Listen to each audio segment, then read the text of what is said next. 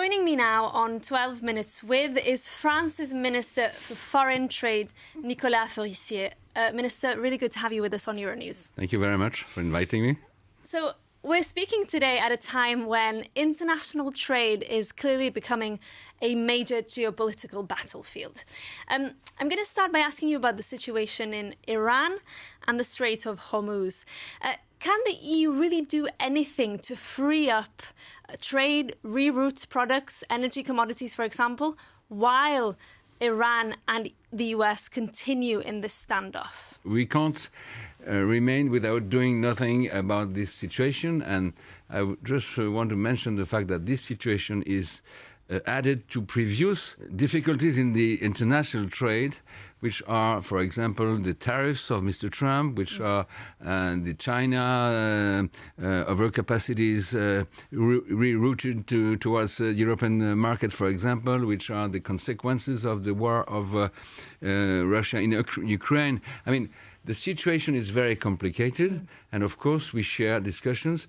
The first, priority being to have more secured free trade agreements, more secured procurements and procurements chain. These are the questions we have discussed, especially in the implementation of the free trade agreements that the Commission has very much accelerated these last months, and is going on with Philippines, for example, Thailand or the United Emirates. Okay, I need to ask you, of course, about the EU-US trade deal. There was an agreement on its implementation. Yeah.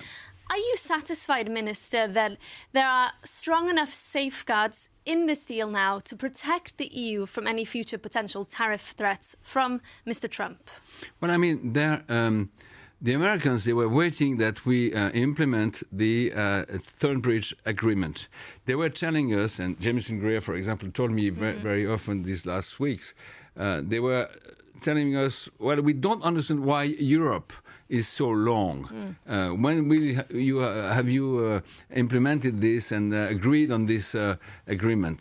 It's done. Okay, and it will be operational, if I well understood, next July. So this means that the Americans, they have their answer, and the Third Bridge Agreement has to be implemented as it was discussed and negotiated. And this means also that we will be very vigilant, of course, on the way the Commission will implement it, put it in an operational situation, but it's the same. We will be very vigilant on the Americans' implementation. For example, it was specified that we would have some more exemptions. Yes. We are waiting in France for the wine and spirits exemption. This was more or less a promise. We are waiting for that. But you mentioned the exemption on wines and spirits, which is, of course, crucial for France. There's also things like steel and aluminium, which still stand at 50%, but there was a promise in that deal to cut them. Are you confident there is a deal coming from the US on this? When we implement, when we get operational what we discussed about, there are no reason not to be confident. We just have to discuss more. The discussion with the Americans has to be forwarded. This is what gives me the feeling that we can be optimistic, even if it takes time. You said that the Americans have been waiting, that Europe was perhaps slow. Do you not understand the delay when there have been threats to the territorial sovereignty of Europe when it comes to Greenland, when there have been these rulings from the Supreme Court that have thrown into doubt all of this? Do you understand the way the European Parliament especially has been biding its time to make sure that the US can be trusted? Do you understand that delay? I perfectly understand myself. The Americans, they have difficulties to understand. But we, and the French, I am French, I perfectly understand. On the other hand, we could say that on the contrary, the Americans, sometimes they are quite a little bit quick in their decisions and tariffs implementation. I see. I want to pivot to China because there is a feeling here in Brussels that there is a shift coming in the policy towards China. I think your government published a report in February talking about the Chinese steamroller. We know about the issues with the chokehold on raw materials. We know about the overcapacities that are really cannibalizing European industry. Is it now time, Minister, for the EU to really be more assertive in its approach to China? We have to go on in discussing with China, but the Chinese have to understand that they won't win anything if they destroy the European industry and then the European market. So this means that Europe has to be clear on its analysis and on the use of means that are prepared and settled for a commercial defense to protect our industry and so on. We have not to be any longer naive, and this change of mind, this reinforcement of our protections of strategic industries, of the minimum level of input produced in Europe and so on, this is going on, this is changing. It's not a matter of China or not. It's not only China, it's all the countries. And we have to have with China a discussion which is a frank one. But what about these specific ideas? For example, the idea that European companies should now have a policy where they cannot be sourcing 100% of components from a single supplier. Is this something you support? Yes, we have to. You know, France has a very strict position on this. We have to protect, as all over the world, all other countries do. All other zones do that. The European countries are the only one not to do that enough. So we have to strengthen this policy of protection of our strategic interests and sectors in the industry, in the new technologies, in certain number of procurement chains.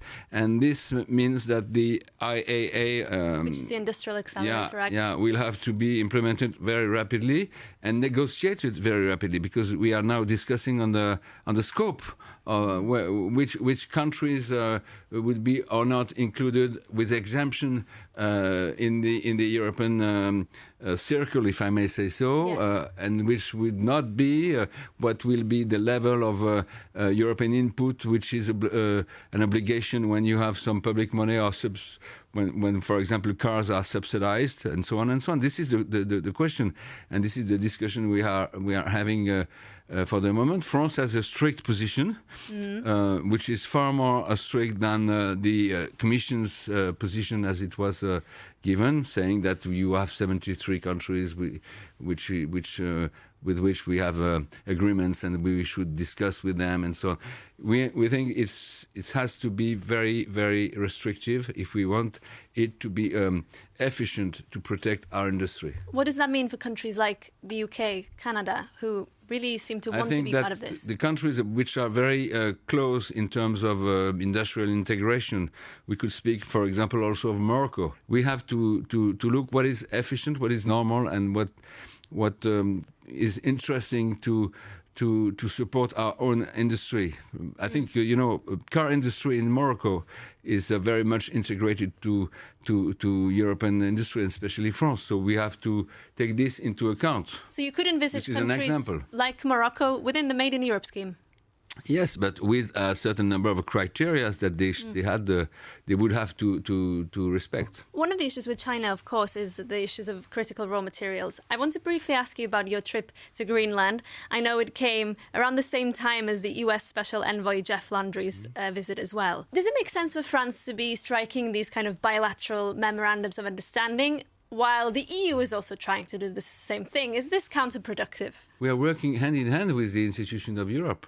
I met the Commissioner for Development when I was there. I spoke also in the name of Europe as a member of Europe. I mean, we have a special relations as French, and nobody can say that President Macron, Jean-Noël Barrot, and then me, we've been there. No other country has done that. So we are very close to the Greenlanders since 1 year, and the verbal aggression of the America on the idea that they could buy or they could take the Greenland.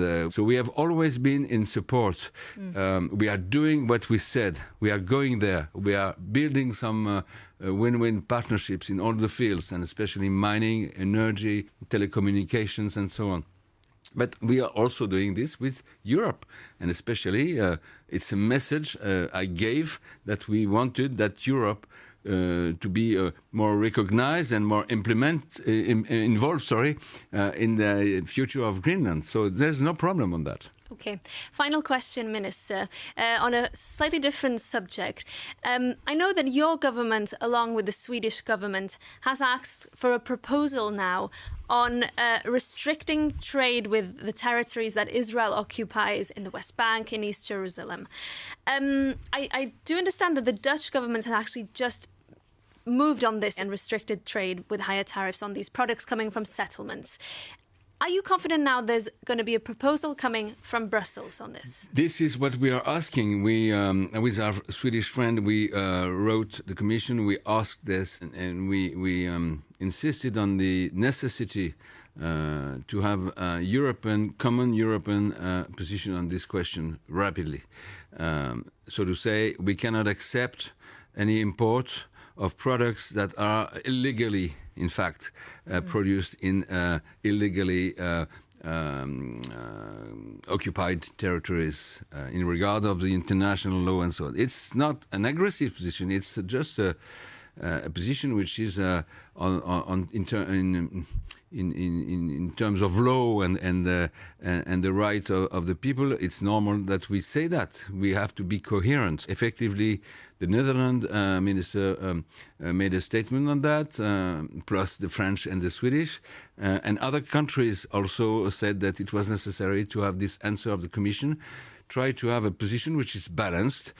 Is it a restriction? Is it the fact that we are more offensive and more strict on this question with the Israeli government? Anyway, we have to have a position of Europe and the proposal of the European Commission. Has the Commission been taking too long to come forward with this? They were very attentive to what we said. Okay, so you're confident there's something coming? Yes. Okay, good. Minister Faricia, thank you so much for your time. Thank you.